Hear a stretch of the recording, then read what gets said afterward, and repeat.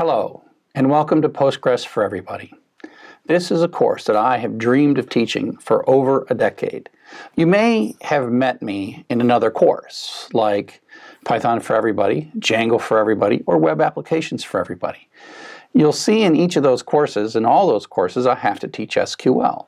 It turns out I teach basic SQL over and over again. It's like being a kindergarten teacher, because I cannot go into the detail that I want, because in each of those classes I have another topic to cover. So I have to teach you CRUD, create, read, update, delete, what's an index, what's a join, what's a foreign key, and then move on into whatever topic that is. And a lot of you have told me over the years that you like the SQL part of the classes and that you wish that you could program more in SQL.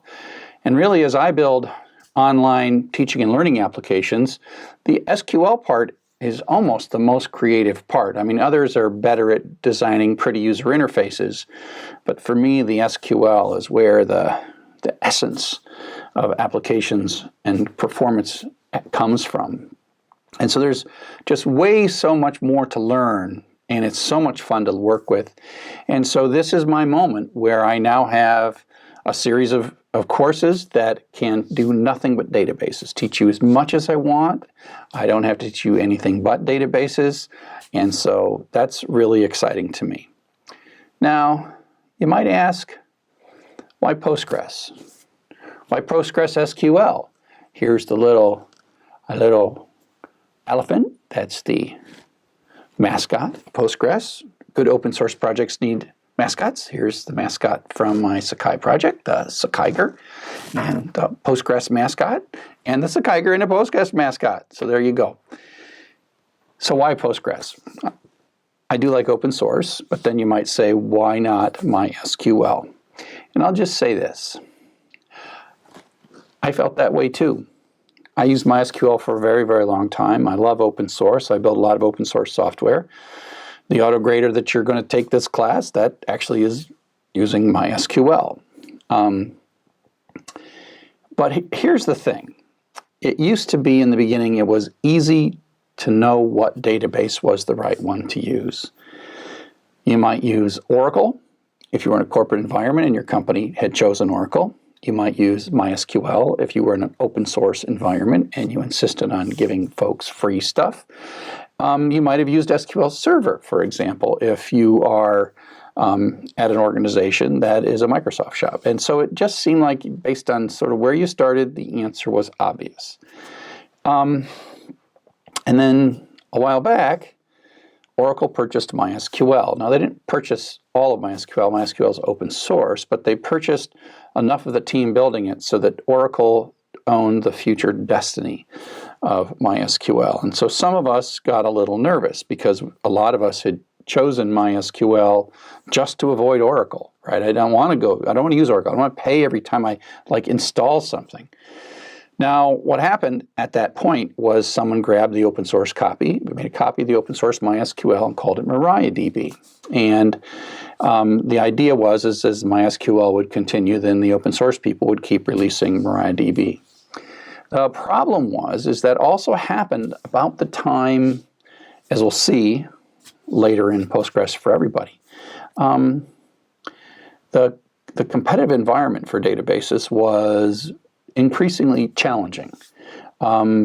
Challenges from NoSQL storage, the need to store JSON, something that classic relational databases hadn't really thought of much, but it turns out are very, very important. And relational databases sort of saw their grasp on the world slipping away as things like Mongo and Cassandra came out that were NoSQL databases. And so relational databases like SQL and Oracle and Postgres had to react. And the problem was the MySQL 5 was pre all of this reaction and all this market concern. And so Oracle had to invest in MySQL to make it competitive with all these other products, and they ended up releasing a thing called MySQL 8. And the Maria database community will have to see the extent to which they have kept up with MySQL 8. I believe it's Mariah 10. If enough of us open source people jump on Mariah, that'll work. But the problem now is the MariahDB is a change, a small change for MySQL folks. Maybe Mariah will be the answer. But Oracle, the Postgres has become kind of like this interesting alternative because it's ruggedly, solidly open source.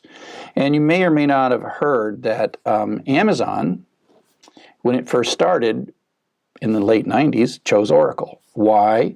Because it's what you did if you wanted a fast database and you didn't want to become a database company, which is not what Amazon wanted to become.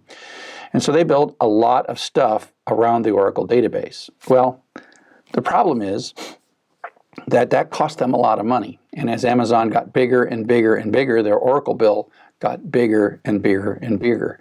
And that made Larry Ellison, the founder of Oracle, very, very rich. Rich so much to the point where the Iron Man character is based on Larry Ellison. And so Amazon spent a great deal of money to stop using Oracle, but instead use Postgres. And they've done that. I believe they announced some time back that there is no more Oracle used inside Amazon, and it's all Postgres. And so this whole thing is making a lot of us, open source and otherwise, look at Postgres. And you should be looking at Postgres as well. I have taken a look at Postgres, and I'm happy with what I see. The Postgres community is a very, very good open source community. I'm a big fan. I'm jealous in many ways. They're big, they're talented. They have been doing this for 20 years. And it is an advanced SQL database. It's solid, it scales. Amazon bases its stuff on Postgres. And so it is time, I think, for us to take a really serious look at Postgres. So I'm happy that my first foray into advanced SQL is to introduce you to Postgres. So I hope that you will be as big a fan of Postgres as I am once this course is complete.